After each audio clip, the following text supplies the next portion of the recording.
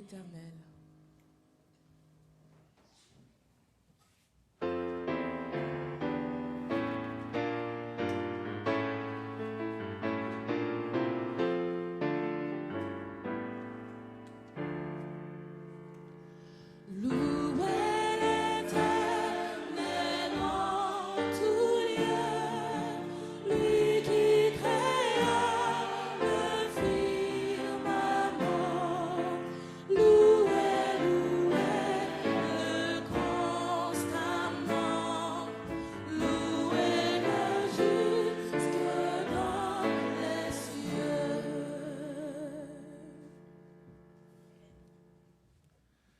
Que ton nom soit loué, exalté, Éternel notre Dieu, tout au long de ce culte d'adoration. Notre ardent désir est de faire monter par devant ton trône nos actions de grâce pour ta grandeur, pour ta bonté et ton amour infini.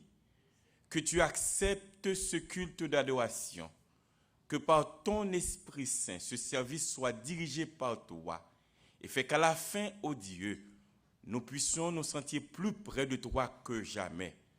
Que tu nous bénisses de toutes sortes de bénédictions et que ton peuple soit nourri par ta parole. Nous te prions au nom de Jésus-Christ. Amen. Amen. Nous sommes maintenant arrivés au moment de louange.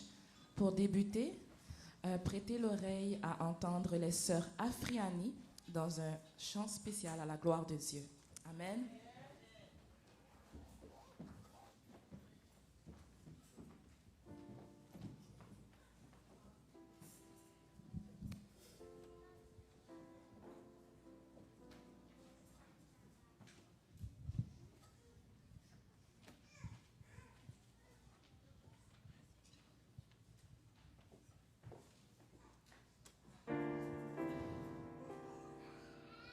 Bonjour frères et sœurs,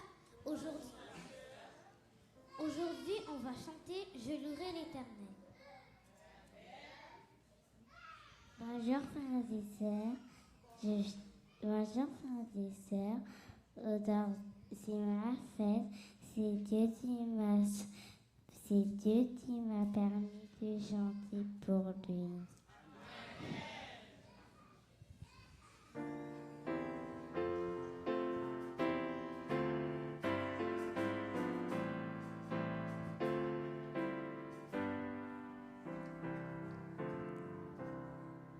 Je louerai l'Éternel de tout mon cœur.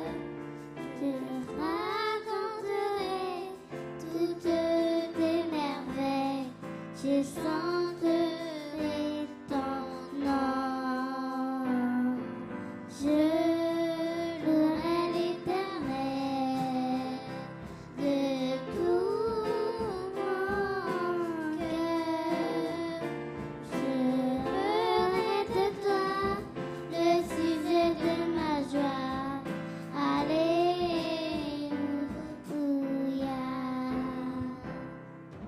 Gloire au Père et au Fils et au Saint-Esprit. Commencement, aujourd'hui et toujours, et au siècle des siècles.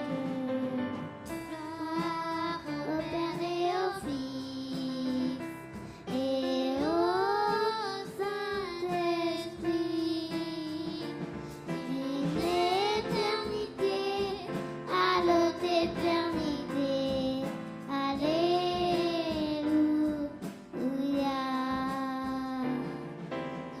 D'éternité à l'autre éternité. Alléluia.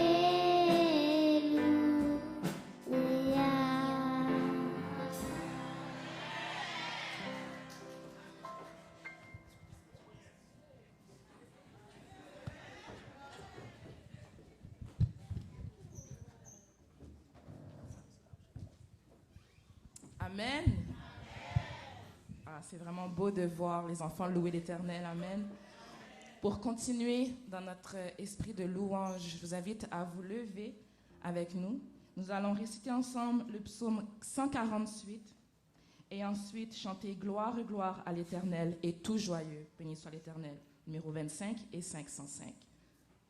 Psaume 148.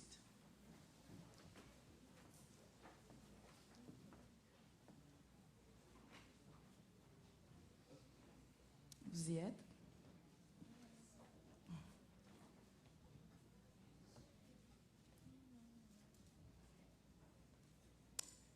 Louez l'Éternel du haut des cieux, louez-le dans les lieux élevés. Louez-le, vous tous ses anges, louez-le, vous toutes ses armées. Louez-le, soleil et lune, louez-le, vous toutes étoiles lumineuses. Louez-le, cieux des cieux, et vous, ô qui êtes au-dessus des cieux. Qu'il loue le nom de l'Éternel, car il a commandé et ils ont été créés. Il a affermi pour toujours et à perpétuité. Il a donné des lois et il ne les violera point. Louez l'Éternel du bas de la terre, monstres marins et vous tous abîmes. Feu et grêle, neige et brouillard, vent impétueux qui exécutait ses ordres, montagnes et toutes les collines, arbres fruitiers et tous les cèdres, animaux et tout le bétail, reptiles et oiseaux ailés, rois de la terre et tous les peuples, princes et tous les juges de la terre, jeunes hommes et jeunes filles, vieillards et enfants, qui louent le nom de l'Éternel, car son nom seul est élevé. Sa majesté est au-dessus de la terre et des cieux.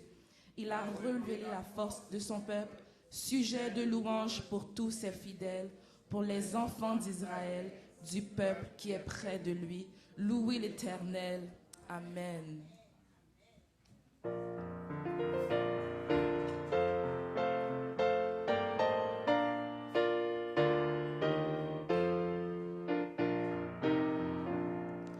Gloire, gloire à l'Éternel, qu'un cantique solennel, qu'un cantique solennel de nos cœurs monte à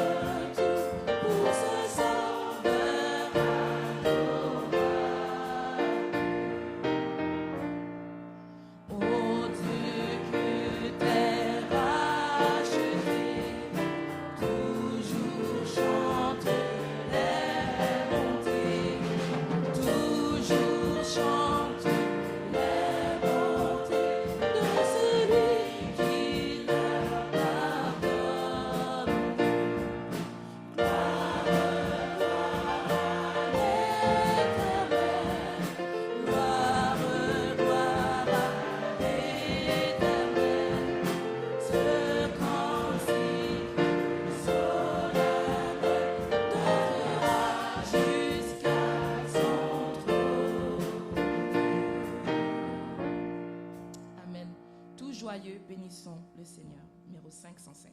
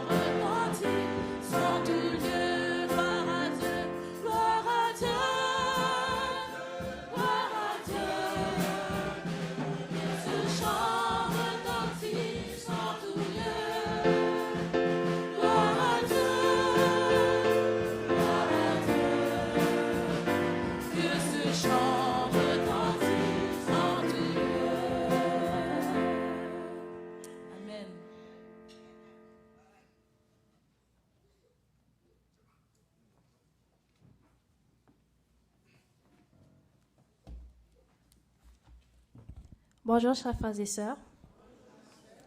La lecture de ce matin se fera dans Psaume 32, versets 1 à 3. Psaume 32, versets 1 à 3. Je lis pour vous.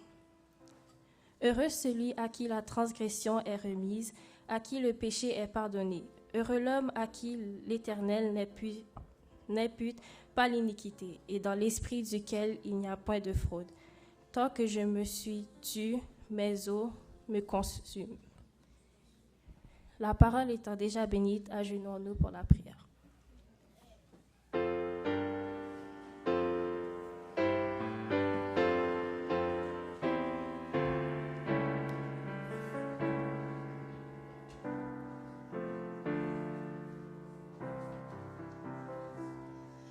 Descends, Esprit du Dieu vivant, sur notre pauvre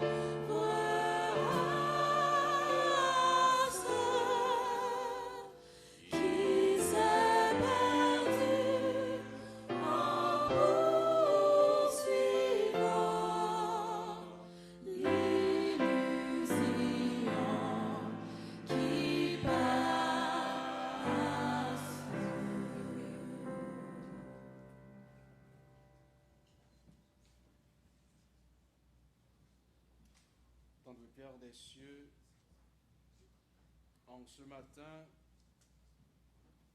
nous voulons te remercier pour ta gloire. Merci pour ta grâce. Merci pour ton amour infini.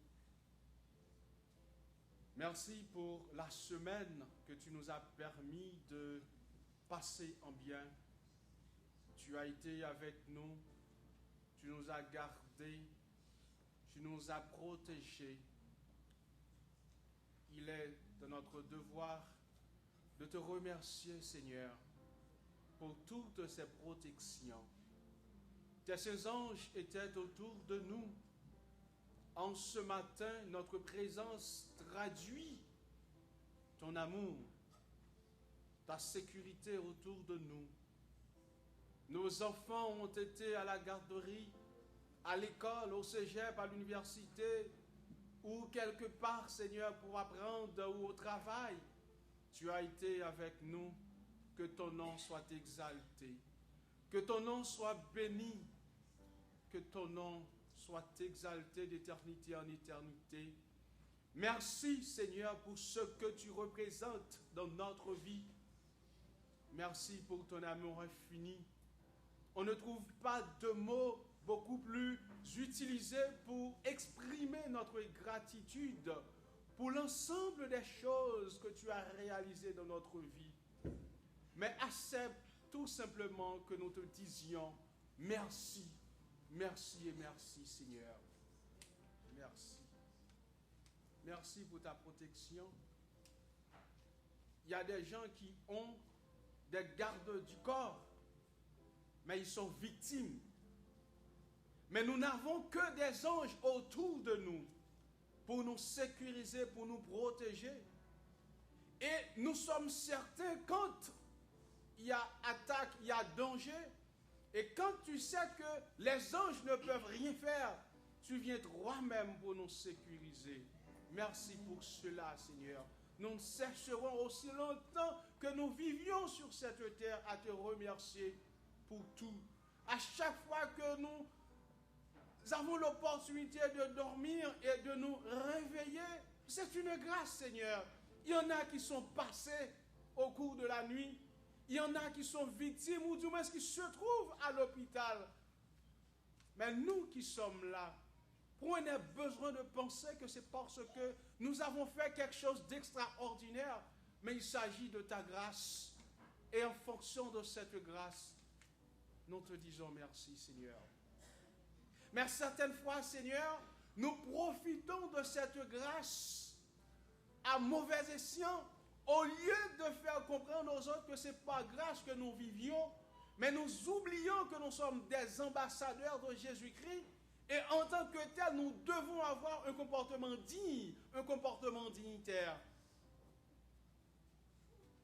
Tout ceci, c'est pour te demander pardon, Seigneur, pour nos impairs. Pour ce que nous avons fait au cours de la semaine. Dans des endroits où nous avions foulé, dans des espaces qui n'étaient pas notre espace en tant qu'ambassadeur. Des paroles que nous avions prononcées qui n'étaient pas des paroles d'un ambassadeur, parce que les paroles n'ont pas vraiment représenté Jésus-Christ.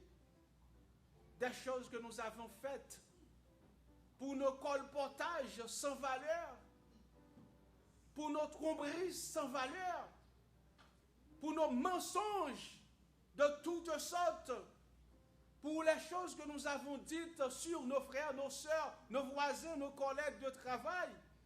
Ce n'était pas un comportement dignitaire. Pour cela, en ce matin, si nous avons l'opportunité de nous trouver à Bethel, ta maison, nous t'en supplions de nous pardonner, de ne pas rentrer en jugement avec nous, Seigneur. Nous reconnaissons nos fautes, nos erreurs.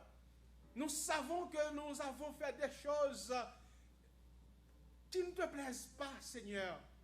Mais de grâce, pour l'amour de ton Fils Jésus-Christ, pour le sacrifice de Jésus-Christ sur la croix, nous t'en supplions de nous pardonner, de nous laver, de permettre à ce que nous puissions avoir une nouvelle page sur laquelle on peut écrire en grandes lettres Jésus-Christ est dans notre vie, et puisqu'il est dans notre vie, nous devons avoir un comportement de Jésus-Christ.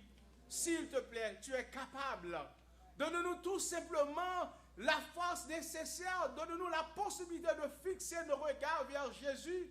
Et quand nous nous appuyons sur Jésus, même s'il y aurait des problèmes, il y aurait des difficultés, mais tu seras toujours avec nous, Seigneur. Et une fois être avec nous, nous saurons quoi dire, quoi faire pour l'amour de Jésus-Christ, puisque nous sommes des ambassadeurs.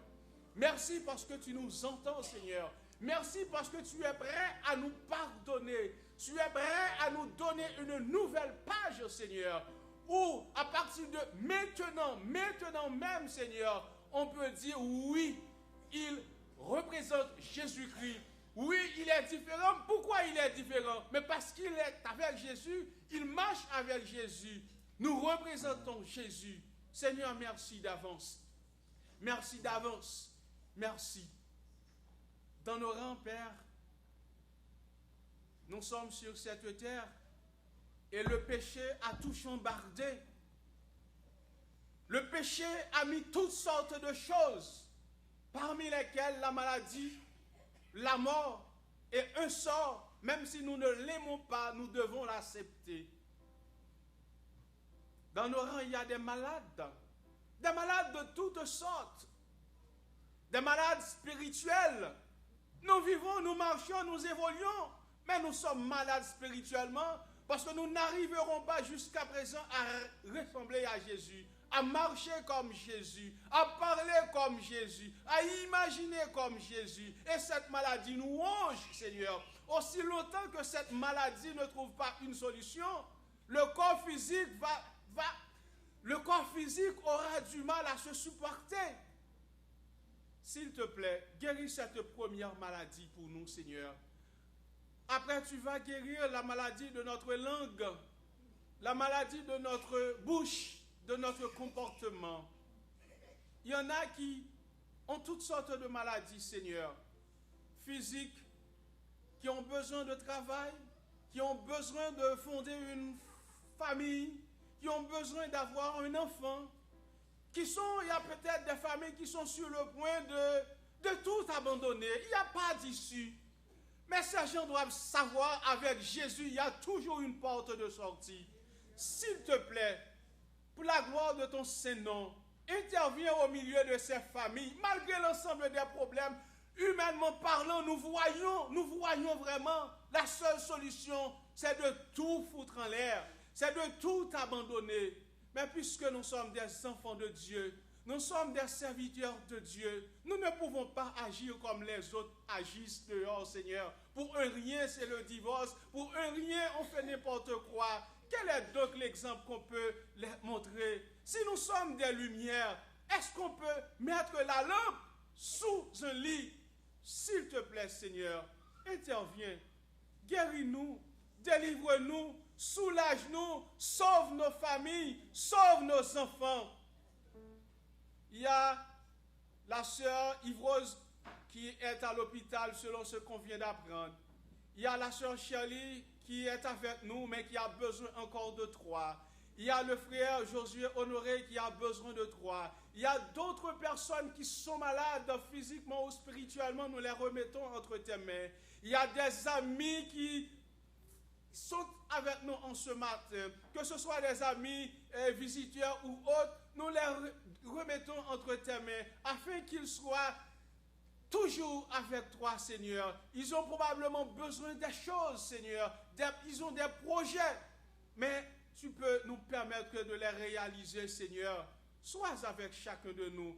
Guéris-nous, sauve-nous, Seigneur. Nous profitons pour remettre l'église de Bethel dans son ensemble entre tes mains. La commission de nomination, Seigneur, permet que les gens puissent choisir des gens selon l'esprit et non selon l'émotion ou selon ce que quelqu'un vient dire à la commission. Il ne faut pas prendre ceci, il ne faut pas prendre cela. Mais qu'ils se laissent influencer par la puissance du Saint-Esprit.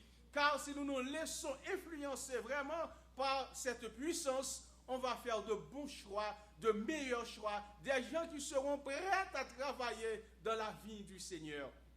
Merci d'avance, Seigneur. Nous remettons le prédicateur du jour entre tes mains, en l'occurrence notre berger, qu'il se laisse utiliser par la puissance de ton Saint-Esprit, afin que le message qu'il a à partager, à donner, à offrir à ton peuple, le Seigneur, puisse nous approcher plus près de toi. Entends-nous du haut des cieux, accepte-nous comme nous sommes, Seigneur, tout en pensant qu'en tant qu'ambassadeurs, nous devons avoir un comportement de chrétien, un comportement digne du ciel. Entends-nous une fois de plus, accepte notre prière, qu'il en soit ainsi, au nom du sang versé de ton Fils Jésus-Christ.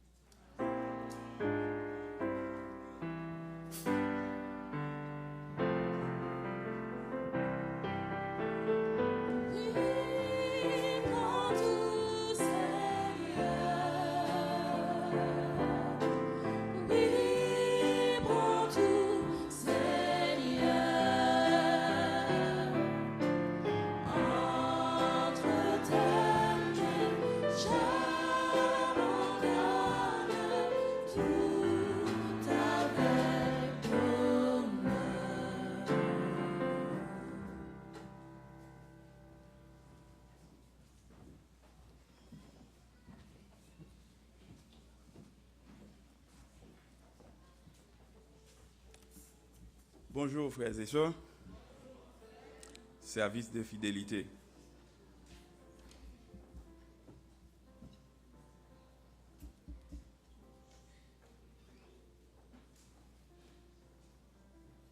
Israël comprit que la dîme était consacrée à Dieu. Toute dîme de la terre, soit des récoltes de la terre, soit du fruit des arbres, appartient à l'Éternel. C'est une chose consacrée à l'Éternel. L'ordre concernait aussi au bétail. Toute dîme de gros et de menu bétail, de tout ce qui passe sous la houlette, sera une dîme consacrée à l'Éternel. Demandez-vous pourquoi la dîme est sacrée dans le contexte de ce passage. La dîme est sacrée parce qu'elle appartient à Dieu. L'usage même du titre éternel sous-entend le fait d'appartenir à Dieu. En tant que propriétaire, il a le droit de réclamer un dixième de toutes les bénédictions qu'il nous accorde. La souveraineté, cependant, inclut notre cœur et notre vie, en plus de notre propriété et nos biens.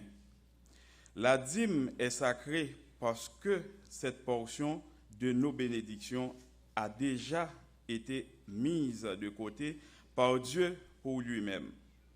Par conséquent, l'acte même d'approprier ou de sanctifier cette somme d'argent ou cette augmentation des revenus à Dieu le rend sacré.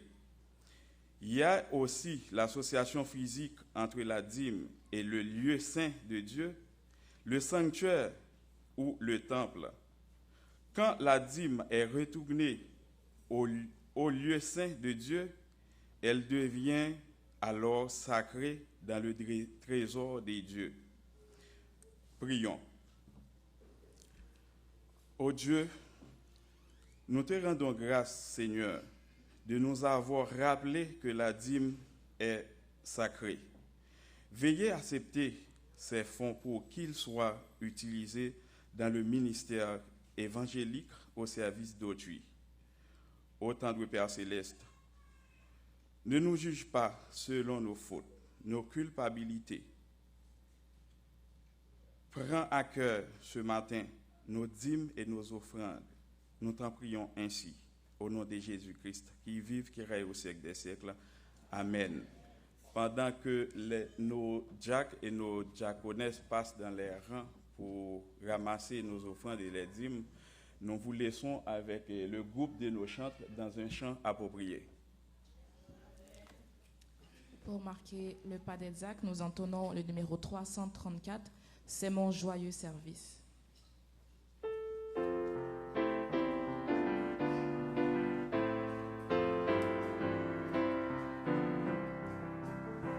C'est mon joyeux service.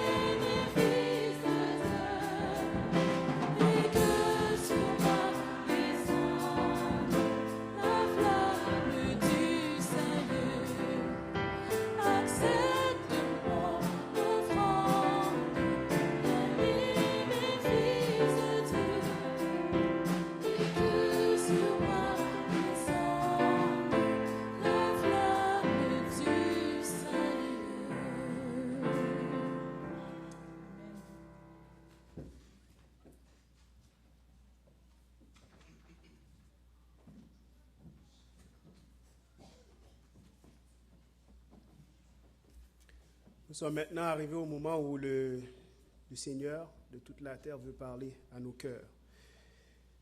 Nous vous invitons à faire silence en vous-même pour pouvoir l'entendre.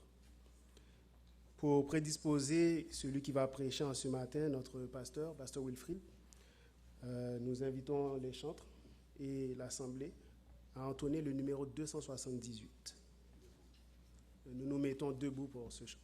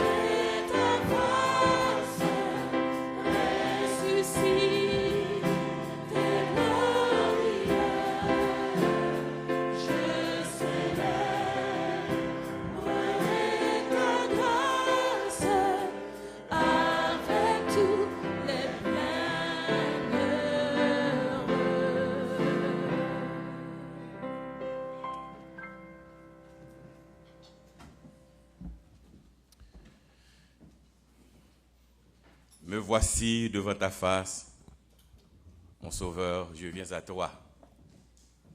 C'est un immense plaisir pour nous de nous approcher du trône de Dieu, celui qui fait grâce à tout un chacun, car qui de nous n'est pas coupable devant Dieu, mais il nous fait tous grâce, n'est-ce pas vrai?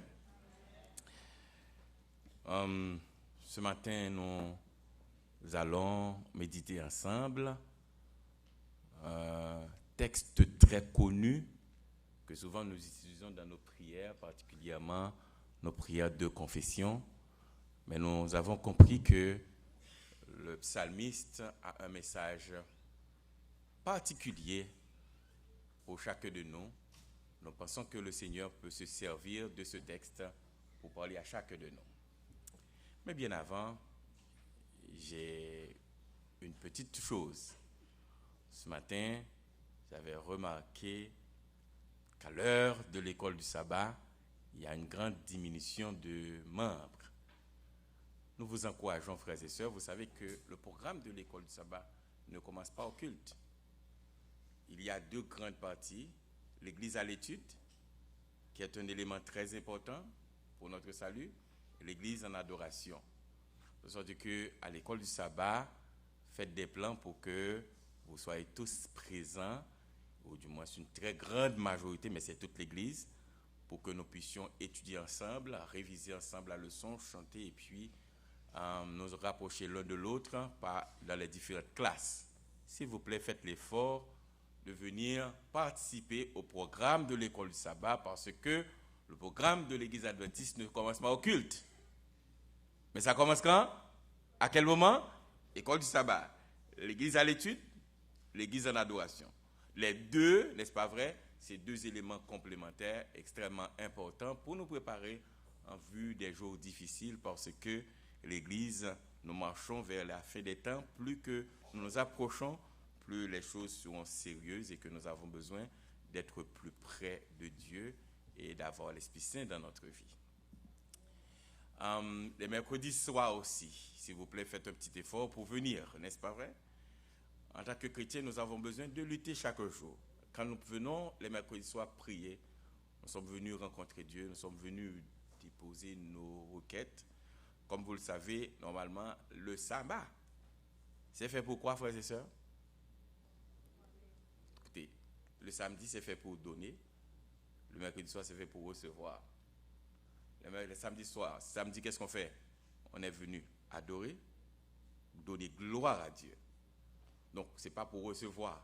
Mais comme Dieu est tellement généreux, en lui donnant la gloire, il nous bénit en retour.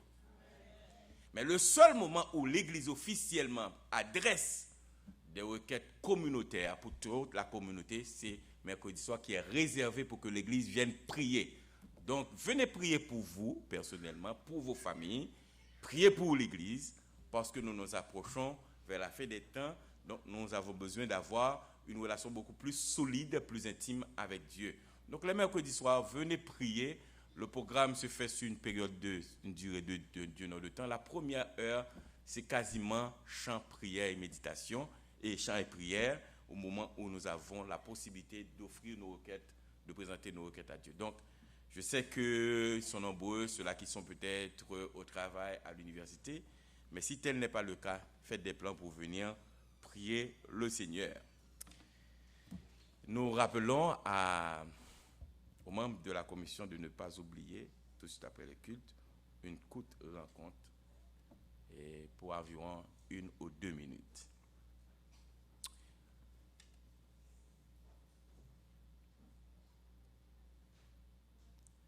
Nous allons, frères et sœurs, reprendre seulement le premier couplet de 278. Me voici devant ta face, mon sauveur, je viens à toi.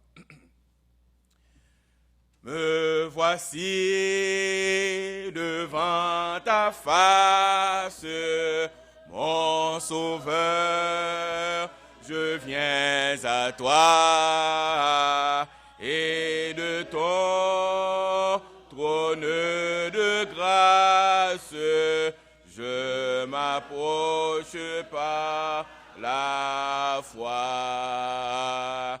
Je t'apporte ma souillure, et toi gloire à ton Saint-Nom. Tu laves mon âme est pure, tu m'accordes ton pardon. le bonheur. Tout le monde aimerait être heureux. Tous nous sommes à la recherche du bonheur. Seulement, il nous arrive des fois de ne pas prendre la bonne direction. Le bonheur peut se définir de différentes manières. Et il y a bonheur et bonheur. Et Jésus, avant même d'inaugurer son royaume, la première chose qu'il a faite, c'était de parler du bonheur, mais de placer le bonheur dans un contexte, un vrai contexte, et qui nous parle du vrai bonheur, heureux, heureux, heureux, heureux. Et c'est un élément fondamental parce que il arrive souvent que nous aimerions être heureux, mais nous n'arrivons pas à l'être. Mais le bonheur nous arrive souvent, ce que nous considérons comme bonheur est loin d'être bonheur. Ou la plupart du temps, nous pouvons avoir l'impression qu'un tel est heureux et puis la personne ne l'est pas. Souvent, il nous arrive probablement d'éprouver le désir où nous aimerions être à la place d'un tel parce que nous imaginons que ces personnes sont heureuses. Je me souviens que notre cadet, il était tout petit et puis un jour il disait « l'argent fait le bonheur ». Ils sont nombreux ceux-là qui pensent que l'argent effectivement procure le bonheur. Mais quand nous regardons autour de nous, les gens qui se disent heureux, ou du moins les gens que nous pensons qui sont heureux, la plupart du temps sont très malheureux ou les plus malheureux. En effet, l'histoire, nous regardons, il y a beaucoup de vedettes qui sont immortalisées par le monde, mais les deux plus connus, je dirais que... Quels sont les deux plus connus? Un homme et une femme. Pas Michael. Michael n'est pas encore immortalisé. Elvis Presley et puis Marilyn Monroe. Jusqu'à présent, malgré longtemps, jusqu'à présent, vous voyez que pour des affiches publicitaires, on utilise Marilyn. Je dirais, est-ce que Marilyn était heureuse? Marilyn était une des vedettes qui jouissait beaucoup de privilèges dans ce monde. Marilyn était parmi les plus influents. Marilyn était tellement influente qu'à certain moment donné, il semble qu'il était beaucoup plus un privilège pour un roi, une reine, de rencontrer Marilyn que pour Marilyn d'éprouver du plaisir à rencontrer ces gens. Marilyn rencontrait toutes sortes de personnes au point qu'il y a un documentaire que j'avais suivi qu'on a dit qu'il y a même un président des États-Unis, n'est-ce pas vrai, qui avait souvent des relations avec Marilyn Monroe, qui l'invitait dans son appartement. On était en train de parler de ce président. Donc c'est pour vous dire qu'il n'y a aucune porte qui a été fermée à Marilyn, de sorte que Marilyn devrait être très heureuse. Mais l'histoire révèle qu'elle était très malheureuse. Vous imaginez que des gens qui se sentent tellement heureux, si seulement ils pouvaient trouver le privilège de rencontrer une vedette pour avoir une autographe. Des gens qui sont prêts à exposer leur vie parce qui aimeraient tout simplement avoir une autographe d'une vedette. Nous pensons qu'à l'époque de Marilyn, ils sont nombreux les gens qui aimeraient seulement rencontrer Marilyn, et je dirais, sans m'bavler, exagérer, toucher le bord de ses vêtements. Et ces gens-là seraient tellement heureux. Mais l'histoire révèle qu'elle avait deux choses. Il y avait deux choses qui la rendaient tellement malheureuse. La première, c'est qu'elle avait un problème comportemental. Elle ne pouvait pas garder auprès d'elle un homme pour longtemps. De sorte qu'elle voulait avoir une vie familiale stable, mais ce n'était pas possible. Et c'était un souci pour elle d'avoir une famille, mais elle ne pouvait pas. Elle était très malheureuse à cause de cela.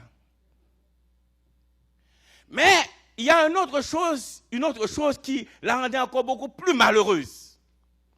Parce que jusqu'à présent, aujourd'hui, 21e siècle, elles sont nombreuses, les femmes qui, quand elles reçoivent un enfant, qui sont très heureuses. Mais Marilyn avait souhaité avoir un enfant, mais elle ne pouvait pas en avoir. De sorte qu'elle était très malheureuse tous les jours de sa vie, pour ces deux raisons que le documentaire a révélées. Alors qu'aux yeux de tout le monde, n'est-ce pas vrai, en regardant Marilyn, qu'est-ce qu'on pourrait dire? J'aimerais être à sa place.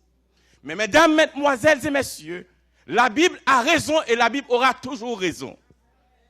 Dans 2 Corinthiens, l'apôtre Paul nous dit, les choses visibles sont passagères, mais les choses invisibles sont éternelles. Le vrai bonheur, la vraie joie ne vient pas des choses extérieures, mais viennent d'une force, d'une source intérieure. Oh, mesdames et messieurs, le texte de ce matin,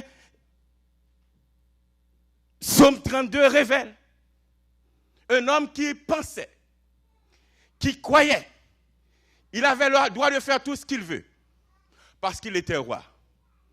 Il avait le droit de pécher. Et son péché, n'est-ce pas vrai, ne devait avoir aucune influence, parce qu'il était roi.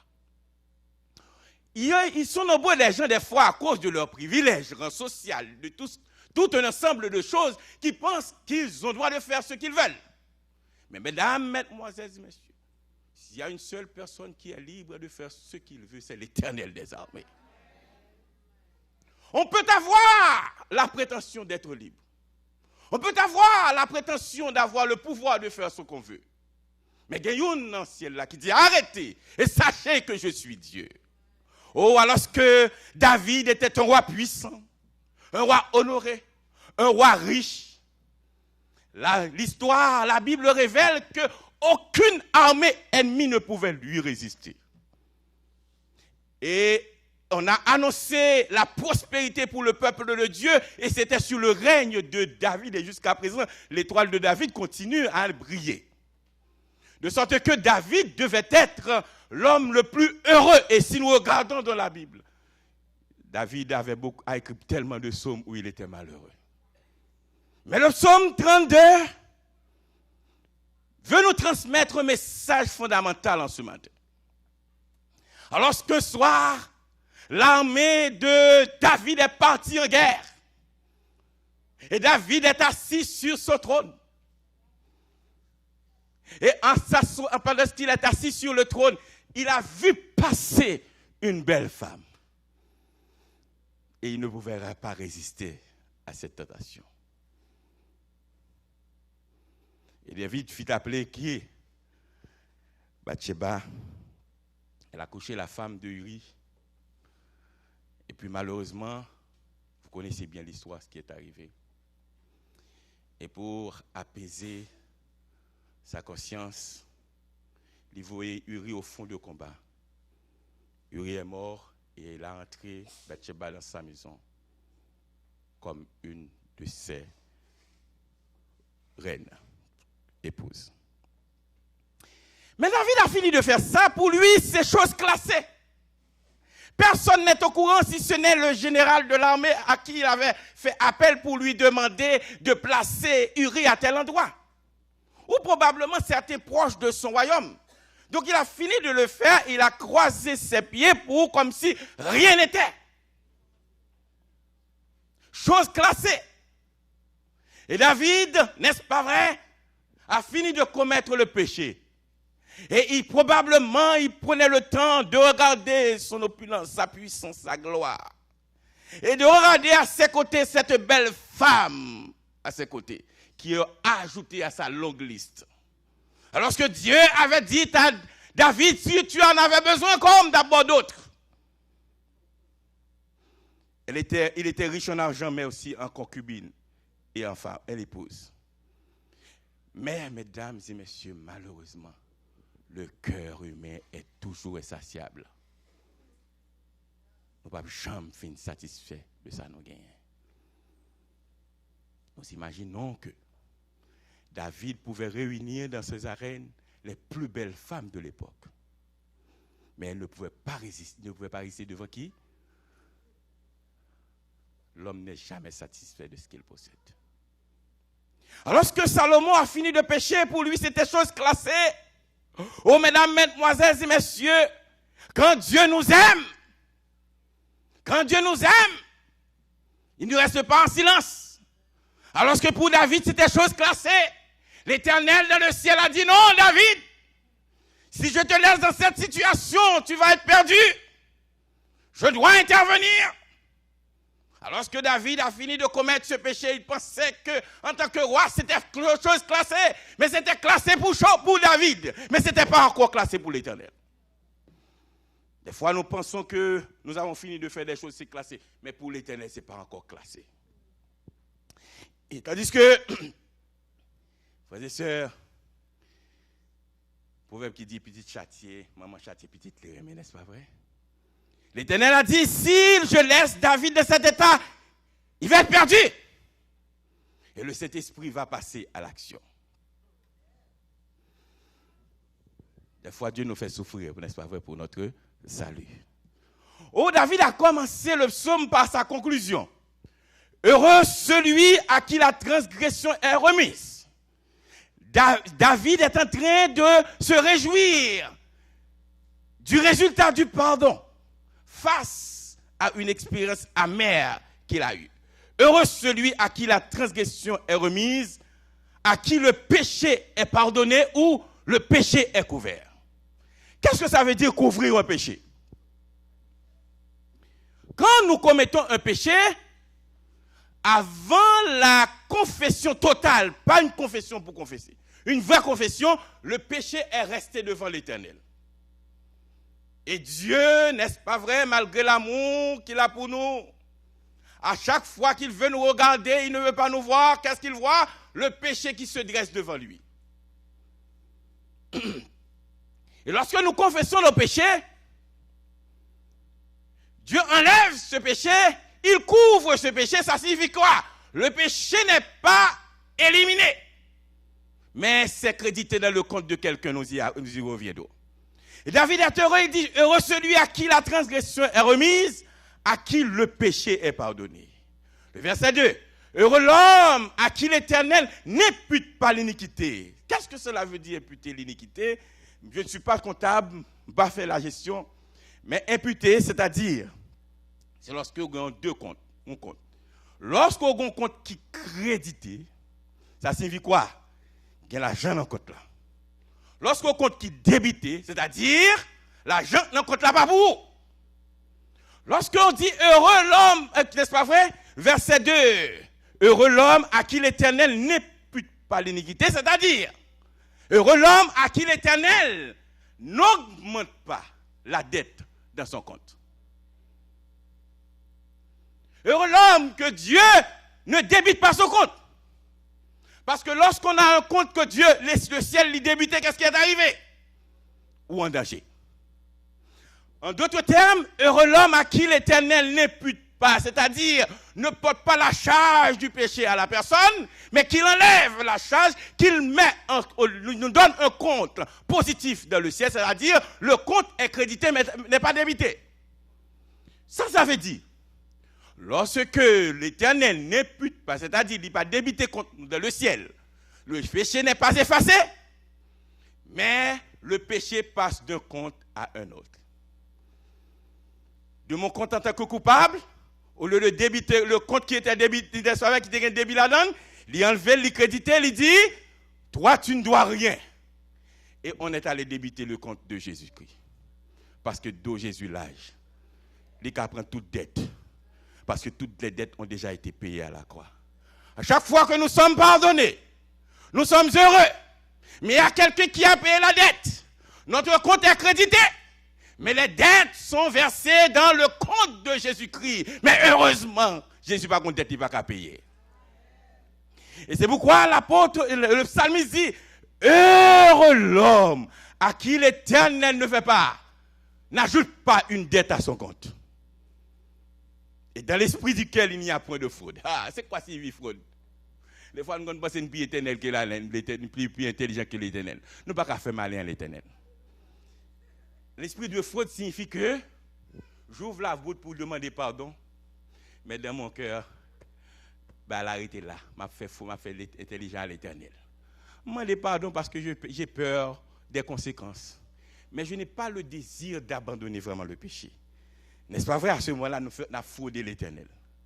Mais nous pouvons nous frauder. Nous pouvons frauder les hommes, mais jamais l'Éternel.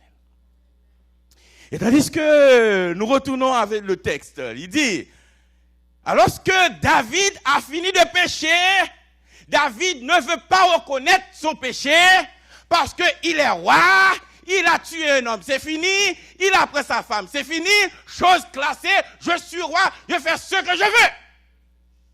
Mais l'Éternel va dire, il y a un seul roi dans le ciel et sur la terre, c'est moi. Et puisque je t'aime, David, tu vas payer. Pas parce que je veux te tuer, pas parce que je veux te punir, parce que je veux te sauver. Alors que David pensait qu'il était heureux, oh, le Saint-Esprit est allé tout droit dans son cœur. Il a provoqué une culpabilité atroce. David se sent coupable. Plus David résiste, plus le Saint-Esprit frappe. Plus David résiste, plus le Saint-Esprit frappe. David ne peut pas résister. David devait connaître des moments difficiles. Et David va dire, tant que je me suis tué, mes os se consumaient. Et je gémissais toute la journée. David n'a pas qu'à dormir, il n'a pas qu'à manger, il n'a pas qu'à boire. Parce que le Saint-Esprit dit, tu as péché. Il faut reconnaître ton péché. Plus le roi résiste, plus le Saint-Esprit frappe. Il a son marteau, il frappe. Et David, n'est-ce pas vrai, son cas devient si grave. Le texte nous dit, n'est-ce pas vrai, au verset 4, tant que je me suis tué, je fais le silence comme si je n'ai pas péché. Qu'est-ce qui lui est arrivé? David a connu une forte dépression. Pas une dépression ordinaire, mais une dépression provoquée par Dieu lui-même. Par amour ou par haine? Par amour. Il dit, tant que je me suis tué, mes os se consument. C'est-à-dire, physiquement, David ne peut plus tenir. Parce qu'il ne peut pas dormir la nuit. Il ne peut pas manger la journée. Parce que la main de Dieu est sur lui pour lui dire, David, confesse tes péchés. Si tu ne confesses pas tes péchés, tu vas perdre la vie éternelle. Confesse. David résiste. Et il dit, car nuit et jour, sa main s'appesantissait sur moi. Ma vigueur n'était plus que sécheresse comme celle de l'été. Je suppose que David est devenu comme un petit doigt. David ne veut pas dormir. Quelle dépression? Une dépression aiguë. David se trouve plongé dans une dépression. Tant que je me suis dit, mes os se consumaient. Vous comprenez? À l'intérieur de lui-même. Quelque chose qui le rongeait. Le roi ne peut pas manger. Le roi ne peut pas dormir. Ça, il y a un proverbe créole qui dit, mangeons remé, c'est les captures. David ne peut pas coucher avec Bathsheba. Parce qu'il ne peut pas dormir. L'Éternel l'a frappé. Mais pas par méchanceté, par amour, frères et sœurs. Souvenez-vous que à plusieurs reprises que Dieu avait jeté les enfants d'Israël dans la captivité. Ce n'était pas par haine, c'est pour le sauver. Et David a connu quoi? Une dépression aiguë. Nuit et jour, ta main s'appesantissait sur moi. Ma vigueur n'était plus que sécheresse comme celle de l'été. Oh, il n'y a pas un Dieu comme Dieu. Gloire à Dieu. Il est infiniment bon. Lorsque Dieu voit malgré toute son intervention, David n'arrive pas à comprendre qu'il fallait faire quoi? Confesser son péché. Dieu dit, c'en est assez. J'ai fini de te meurtrir. Je vais essayer une autre chose. Alors Dieu envoie Nathan auprès de David. Et Dieu a mis la parole dans la bouche de Nathan, qui a présenté la chose si bien, que c'est à ce moment-là, David se rendait compte l'énormité de ses péchés. Oh, la servante du Seigneur nous dit dans vers Jésus-Christ, lorsque le Saint-Esprit est absent, n'a bien empêché, nous réjouissons parce que c'est bon de faire ce que nous faisons. Mais c'est lorsque le Saint-Esprit rentre, nous voyons la noirceur du péché. À ce moment-là, nous pouvons nous jeter. À ce ses pieds pour nous humilier, pour obtenir pardon. Alors que David résistait, l'Éternel Dieu dit, non, je ne peux pas abandonner mon serviteur. Il a décidé d'envoyer Nathan. Et lorsque Nathan a fini de parler, dans 2 Samuel 12, verset 1 à 12, si je ne me trompe pas, 2 Samuel, vous connaissez l'histoire. Alors, David a pris conscience qu'il a péché contre l'Éternel. Et vous connaissez le psaume 51, David s'est humilié. Et dit, lorsque tu me feras grâce et que je recevrai ton salut, alors j'enseignerai aux autres ta voie. David s'était égaré et Dieu a ramené David sur la voie. Oh, alors que au verset 5, n'est-ce pas vrai, David, verset 4, quand nuit et jour, sa main s'appétissait sur moi, etc. Et à partir du verset 5, David va dire, je t'ai fait connaître mon péché. Le résultat de la visite de Nathan. Le Saint-Esprit, n'est-ce pas vrai, a utilisé Nathan pour parler à David. Pendant que Nathan parla, le Saint-Esprit agit sur le cœur de David. Sans quoi David aurait tué Nathan. La vie de Nathan était en péril. Mais sa mission lui venait de Dieu. Et quand il se présente à David, non seulement qu'il parlait, mais le Saint-Esprit agissait. Et quand il a fini de parler, il a dit, cet homme mérite la mort. Et le Saint-Esprit par la bouche de Nathan dit, c'est toi. Et David se rend compte qu'il n'était pas le roi des rois, mais le roi des rois, c'est le Seigneur. Il a pris conscience de sa faute. Et celui qui disait, tant que je me suis tué, mes os se consumaient. L'Éternel a fait son intervention. Alors, David va dire au verset 5, je t'ai fait connaître mon péché. Je n'ai pas caché mon iniquité. J'ai dit, j'avouerai mes transgressions. Il n'a pas utilisé la ruse. Il se présente à Dieu nu. Parce que le Saint-Esprit a fait un travail. Frères et sœurs, nature, car ça nous est là, qui est si mauvais. Plus nous péché, plus nous prenons plaisir dans le péché. C'est le Saint-Esprit peut voler à notre secours. Et lorsque David dit, je n'ai fait connaître mon péché, je n'ai pas caché mon iniquité, j'ai dit, j'avouerai mes transgressions à l'Éternel, alors, il a effacé la dette de mon péché. Et David, qui avait déjà promis à Dieu, lorsque tu me feras grâce, j'enseignerai tes voies aux autres. Alors que le résultat de ce psaume, c'est la conséquence du psaume 51. Et David avait fait la promesse, quand lui, Dieu lui fera grâce, lui donne son salut, il va parler aux autres. Alors David a fini de faire l'expérience du pardon. Ce psaume-là est lu par David lui-même dans le sanctuaire. C'était un discours à trois.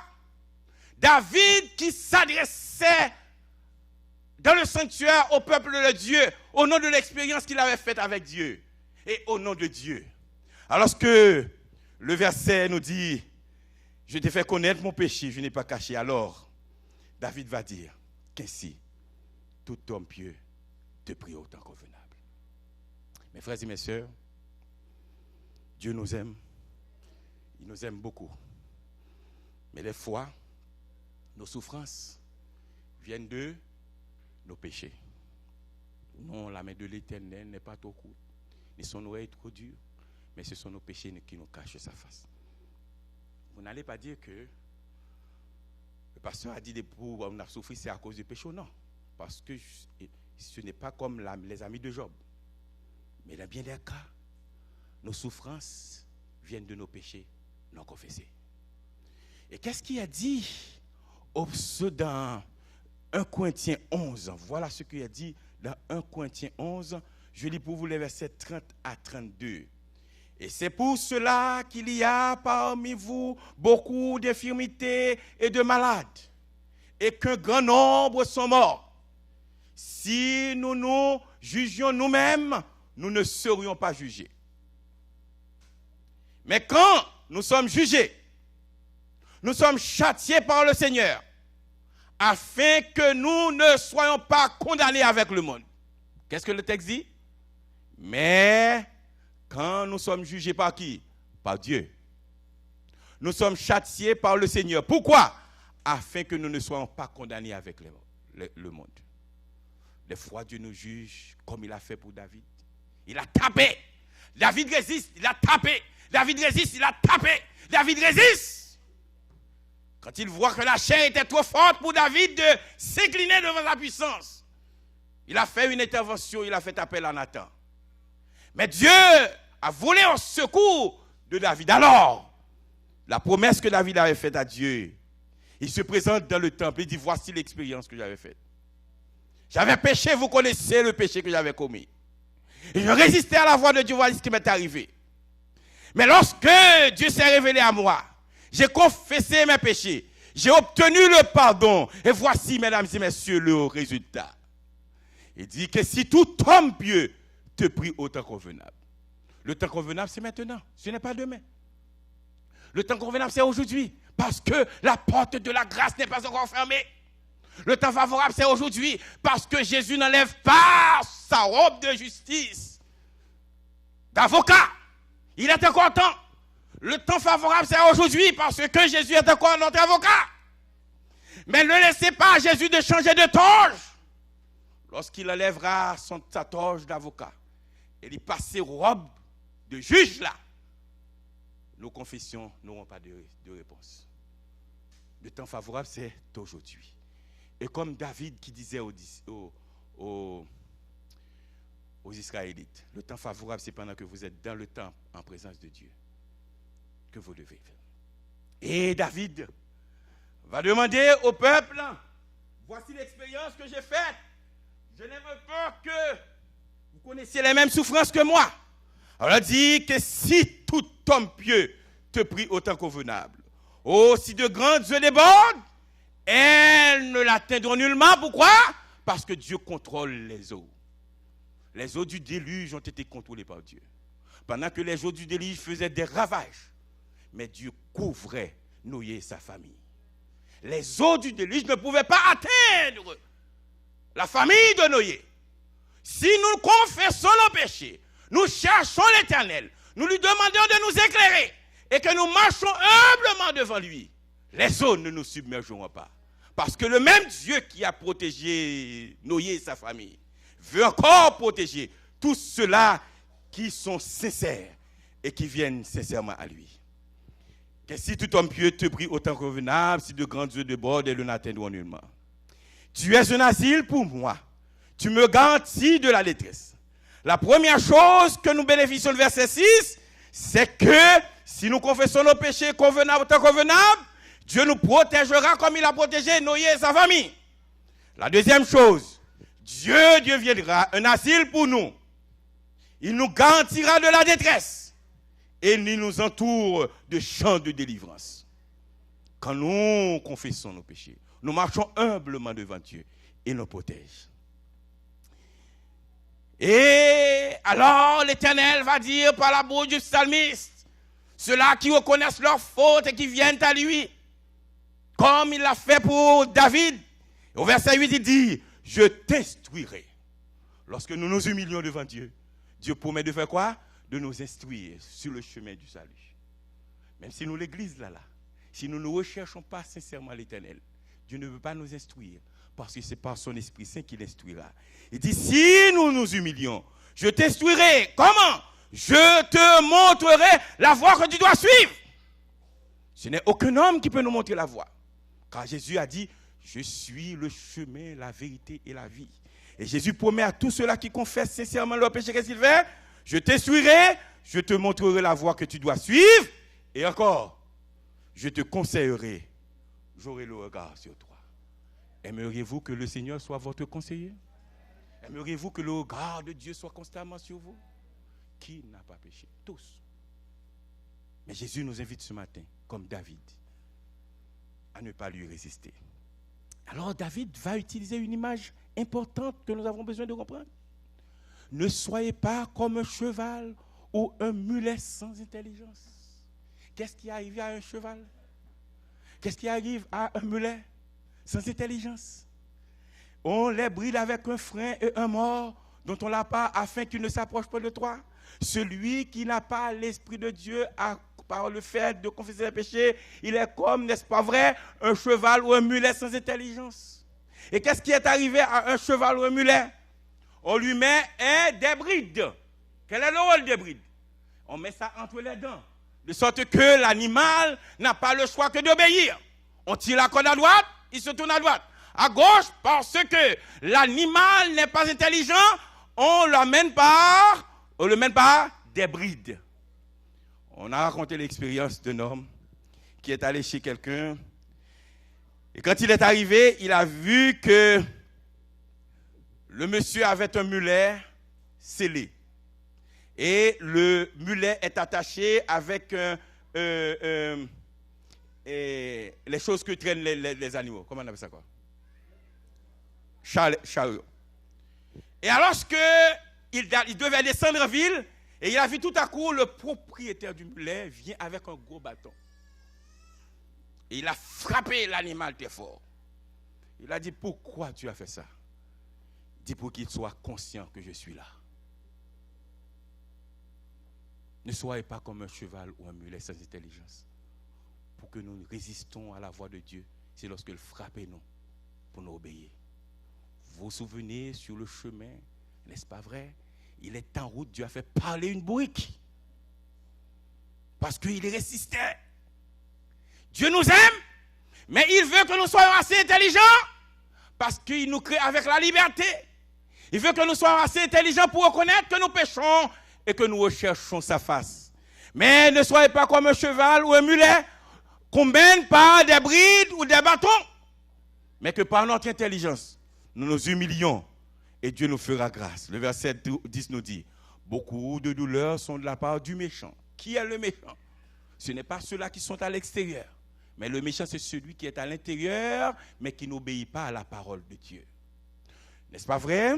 Le texte dit clairement, et beaucoup de douleurs sont de la part du méchant, mais celui qui se confie à l'Éternel est environné de sa grâce. Juste, réjouissez-vous en l'Éternel et soyez dans l'allégresse. Poussez des cris de joie, vous tous qui êtes droits de cœur. Oh, mesdames, mesdemoiselles et messieurs, bien-aimés frères et sœurs, la porte de la grâce n'est pas encore fermée. Tous, nous pouvons confesser nos péchés. Et lorsque nous allons pouvoir confesser nos péchés, Dieu nous fera grâce. Il nous guidera, il nous instruira. Il ne, n'est-ce pas vrai, aura le regard sur nous. Et nous serons en sécurité parce que Dieu sera notre abri sûr, mesdames et messieurs. Oh, chers amis, tandis que lorsque David a fini de faire l'expérience, qu'est-ce qu'il a dit au verset 1er? Heureux celui à qui la transgression est remise, à qui le péché est pardonné. Autant que je me suis tu, mes os se consumaient. Celui qui avoue ses fautes obtient miséricorde. Frères et sœurs, Dieu fait appel à chacun de nous en ce matin. Tous nous avons, comme on dit en bon créole, une graine dans nos cailles orfèvres. Maintenant, quelle est la demande que nous devons faire à Dieu? S'il te plaît, Seigneur, montre-nous tes graines dans nos guerres. Et lorsque tu auras fini de nous montrer l'anneau, vous comprenez, c'est une image, n'est-ce pas vrai? À ce moment, Seigneur, aide-moi à confesser mes péchés, afin que j'aie la joie du salut. Car c'est en confessant nos péchés, comme David, nous pouvons avoir la joie du salut. Et lorsque nous avons fini de recevoir cette joie, comme David, allez dire aux autres, ne soyez pas comme un cheval ou un mulet, mais humiliez-vous devant l'Éternel.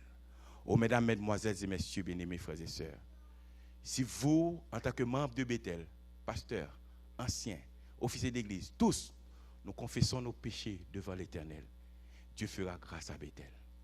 Bethel sera un lieu où il fera bon de vivre. L'Éternel ne manquera pas de bénir son peuple. L'Éternel ne manquera pas d'attirer sur nous sa grâce. L'Éternel ne manquera pas de faire de Bethel une église prospère. Et Dieu accordera la paix aux familles, accordera la paix aux jeunes, accordera la paix aux dirigeants. Et quand Jésus reviendra, certainement, Bethel sera du nombre des communautés victorieuses. Que le Seigneur vous bénisse.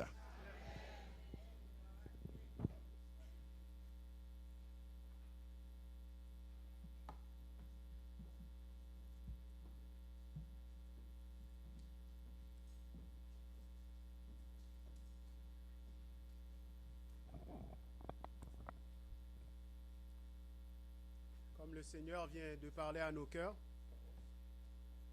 nous le disons merci. Merci de ce qu'il s'est adressé à nous et qu'il nous a fait connaître ce que nous devons faire pour être en règle avec lui. C'est-à-dire confesser, nous humilier, nous faire petits devant lui. Qu'il puisse nous faire grâce et, selon sa promesse, nous donner le cœur qu'il nous a promis et son esprit. Pour mettre fin à notre culte d'adoration de ce matin, nous vous invitons à vous mettre debout et nous allons chanter ensemble le numéro 308.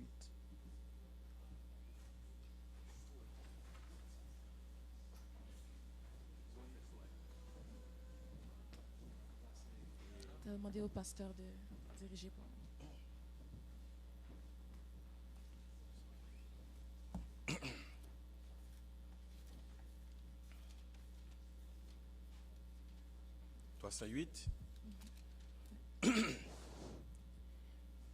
Éternel Dieu, mon Sauveur et mon Père, je te bénis, je t'adore à genoux.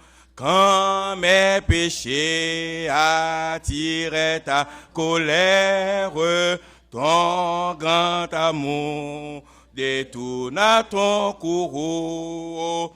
Quand mes péchés attiraient ta colère, ton grand amour détourna ton courroux.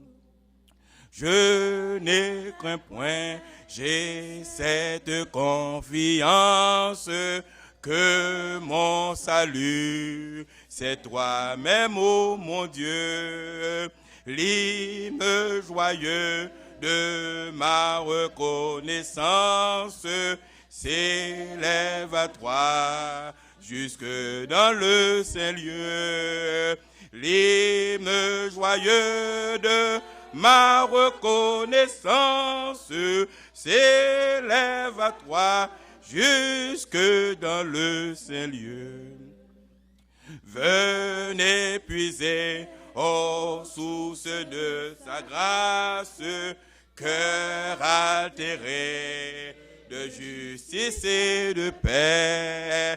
Là le péché disparaît et et le pardon, c'est la vie à jamais. Là le péché disparaît et s'efface, c'est le pardon, c'est la vie à jamais. Venez puiser son nom, célébrer sa mémoire, car il est grand, le Dieu qui nous sauva. Dites partout sa clémence et sa gloire, magnifiez le Seigneur Jéhovah. Dites partout sa clémence et sa gloire, magnifiez le Seigneur Jéhovah. Courbons nos têtes. Notre Dieu, notre bon et tendre Père céleste, nous voulons te remercier d'avoir parlé à nos cœurs. Nous reconnaissons, comme David, avoir fait ce qui est mal devant toi. Collectivement et individuellement, nous nous sommes détournés de toi. Nous avons fait ce qui est mal à tes yeux. Nous t'en prions, Seigneur, fais-nous grâce, pardonne-nous. Mets en nous, Seigneur, le cœur que tu nous as promis. Tu as dit, tu mettras en nous un cœur de chair à la place de ce cœur de pierre que nous avons. Et tu mettras en nous ton esprit, afin que nous prenions de bonnes décisions, afin que nous marchions dans tes voies. Fais cela, nous t'en prions pour nous. Accorde-nous de nous débarrasser de l'orgueil, de nous débarrasser de toute rancœur que nous pouvons avoir contre un frère ou une sœur ou qui que ce soit. Que nous puissions manifester ton amour, Seigneur, et que nous puissions te refléter parfaitement, afin que lorsque tu reviens, tu nous trouves prêts, tu nous trouves selon ton image. Entends-nous Bénis-nous, exauce-nous au nom de Jésus. Amen. Que la paix de Dieu reste dans nos cœurs. Que la paix de Dieu reste dans nos cœurs. Que sa force nous anime dans la joie ou dans les plaies. Que la paix de Dieu reste dans nos cœurs. Amen. Bon sabbat dans le Seigneur.